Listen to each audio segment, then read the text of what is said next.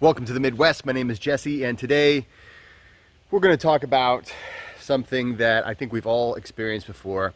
It's the middle of the night, you wake up, and maybe usually it's like 2 o'clock, 3 o'clock, and all you really need to do is just get back to sleep to face the worries of the day tomorrow.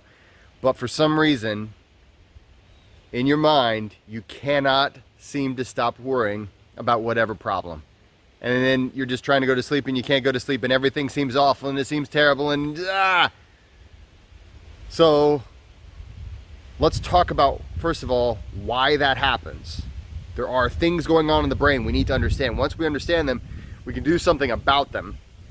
I'm going to give you a way to kind of shut that down and get back to sleep. Let's talk about that today.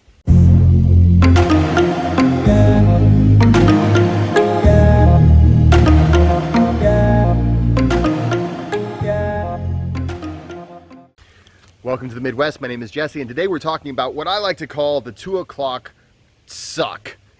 Just the 2 o'clock, can't get back to sleep. I'm worried about something. I can't do anything about it. It's in the middle of the night, and I just can't get to sleep. I know that I can't do anything about it, and I know that it's probably not as bad. For some reason, when I went to bed, it wasn't as bad as it seems like it is now. And then tomorrow morning when I wake up, it won't be the big monster, but I'll be tired all day. I couldn't get to sleep. So first of all, let's talk about the things that are happening, and then we'll talk about how to fix this problem, how to get past this problem. First of all, there's two things that you need to be aware of. First of all is the dopamine feedback loop. So a lot of people think that dopamine is this chemical that gives us a reward. They believe that it's a reward chemical for doing some kind of an action, and this isn't true. Dopamine is a chemical in the brain that is responsible for encouraging us to solve uncertainty. So essentially, it makes us explore places that we've never explored before, and it makes us so that if there's a potential danger or if there's potential for any kind of uncertainty, we just can't stand not solving that problem. So for our ancestors, it might have meant checking the area where you're going to make camp for snakes, or making sure that there are no insects or anything that's going to harm you.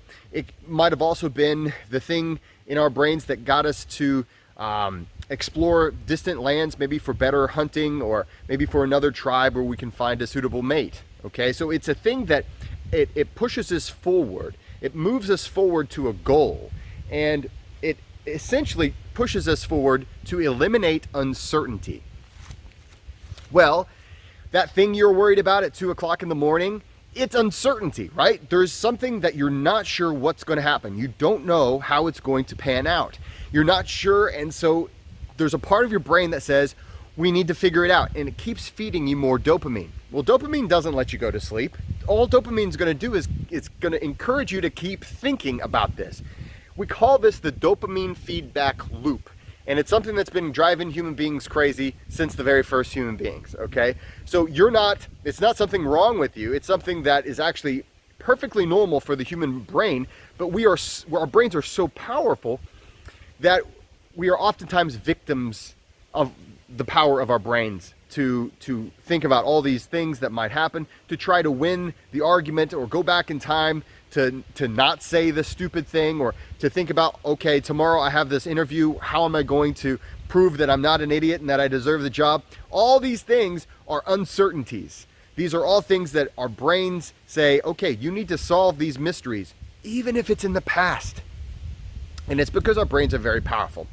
So one of the things that is keeping you up is that dopamine feedback loop.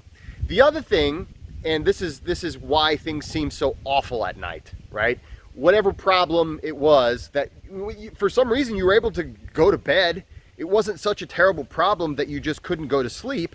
It's obviously you lie down and you're saying, okay, nothing I can do about it. It's not like the building's on fire. But when you wake up in the middle of the night, for some reason, everything seems bad or like it's gonna go worse.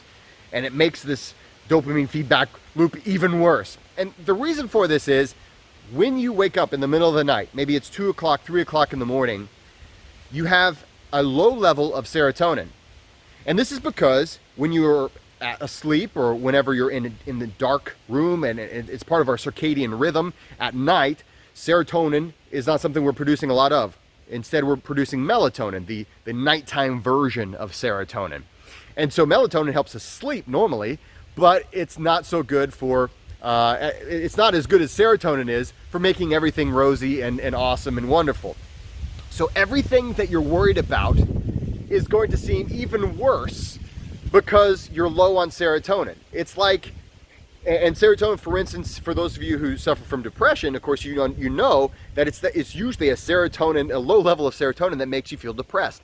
Well, at night, in the middle of the night, you're low on serotonin, so you're naturally going to see everything with a negative bias.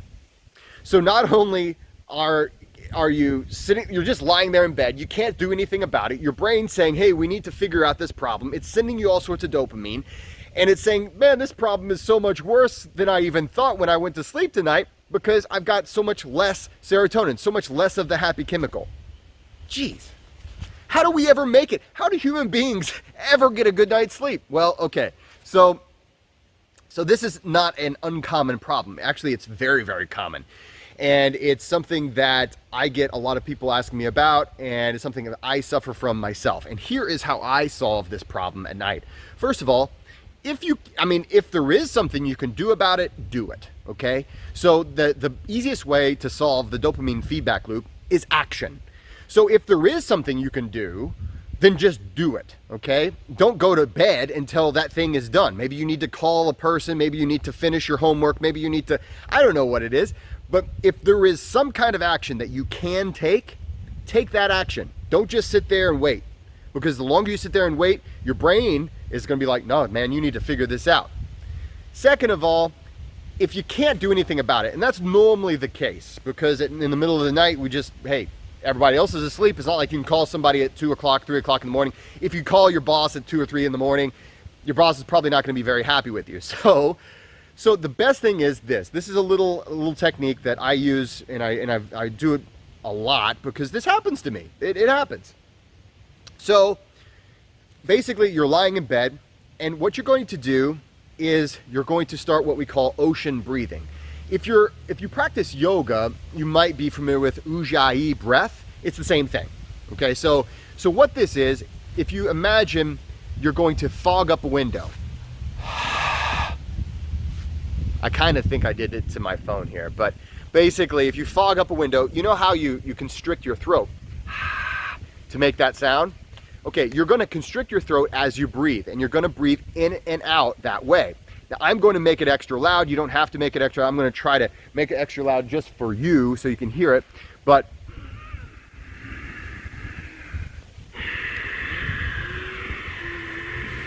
basically, you're providing some tension in your throat, some resistance to the air that goes in and out. And what this does, it's going to allow you to lengthen your inhales and lengthen your exhales. And what you're going to try to do is you're going to see how long you can lengthen each inhale and how long you can lengthen each exhale. And you're going to try to make them as long as possible. Nice and comfortable. You're not trying to make yourself feel like, oh man, I can't breathe. But nice long inhales, long exhales. And what you're going to try to do as you do this, maybe you start and they're not incredibly long, but maybe they get longer as you go, okay? So that is how you're going to breathe. Now then, what you're going to do is as you're doing this breathing, in nice and slow, out nice and slow, you're going to try to clench your feet as if you're going to clench your feet as if you're trying to make a fist with your feet. Okay, so just really clench your feet and hold it like that for about 3 seconds, as hard as you can, and then just release and relax them. Then you're going to clench your butt, okay? Your glutes, or we'll call it the butt. And let me just say, the butt clench in this particular exercise is the most important clench. So you're going to squeeze and really squeeze your glutes, okay? We're really just squeezing the butt muscles, all right? So the butt muscles, we're gonna squeeze them really hard for about 3 seconds, and then relax them. Then your hands. Make a fist, squeeze them really hard for about 3 seconds, and then relax them. The whole time you're doing that ocean breathing or the ujjayi breath, okay? For more of a description of ujjayi or ocean breathing, take a look at the link below. In my book, I describe in more detail how to do this breathing technique, and it's in the link below. But essentially, that is the breath we're going to be doing this whole time. And then you may start to notice, hey, maybe you start yawning. Maybe you start feeling a little bit more relaxed. Okay, maybe go back into normal breathing for a little while. And if you don't fall asleep in about 15, 20 minutes, I mean, don't be checking your clock, right? That's like the opposite of what we're trying to do here. But if you don't fall asleep pretty quickly after that, you can do this process again. And basically what we're going to be doing is we're sending signals to our nervous system that we're safe, that we're okay, that we can relax. And we're trying to not focus so much on these worries. The thing is, you can confidently know, because of these two things, that you know the two reasons why you're having a hard time sleeping. That dopamine feedback loop, you know what it is. Okay, that will help you say, okay, it's not that the problem is so bad, it's that I have the dopamine feedback loop and the negative bias due to low serotonin in my brain.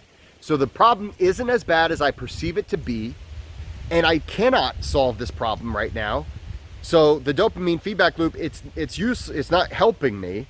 So I'm going to focus on this breathing and relaxing technique to get me through the night so that I can sleep, so that I can wake up tomorrow morning and use all of this dopamine and serotonin that I will eventually create to really rock this day. And so use this technique to help you get a better night's sleep, to get past all these worries and these things that go on in our brain. Guys, I hope this is helpful. Try it out. Let me know in the link below if this worked for you. And guys, thanks so much for watching. Please like and subscribe. Don't forget to go out there and be kind to one another. Hey everybody, just a quick thing. If you're interested in guided breath work and other techniques like this, I actually guide breath work and meditation in the Patreon club. Take a look at the link below. This actual session, I do a full guided session just like what we just talked about in this video, and it is something that you get just for joining the Patreon club. It's very cheap to join, and whenever you join, you get a full catalog, full access to my full catalog of breathwork techniques, and we've been going now since March of 2020. So every month I add new breathwork techniques. We've got a really great community in there as well. So check it out. Hope to see you on the inside.